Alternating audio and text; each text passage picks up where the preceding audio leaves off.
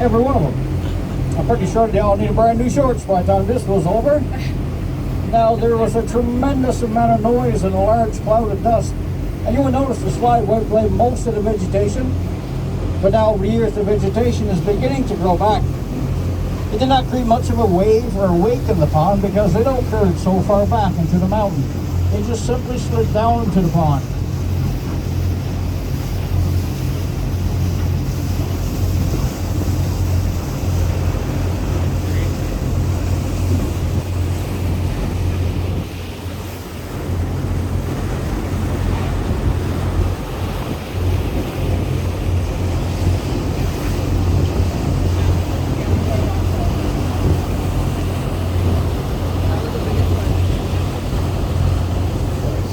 Cliff jumping here, Brent.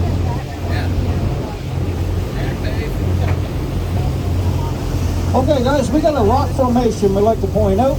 That's going to require a little bit of an imagination. If you guys look to the right side of the pond, you will notice several large cracks in the rock face. One crack appears to be a little wider, a little darker, a little deeper on the inside than the others. And well, that crack just to the right of it. You should notice a large face. You can see long boned head, his two sunken eyes, his big nose, lips and chin. Now over the years people looked at him, well maybe he looks like a lion or a tiger's face. But us here in Western Brook Pond, we like to call him the Tin Man from the Wizard of Oz.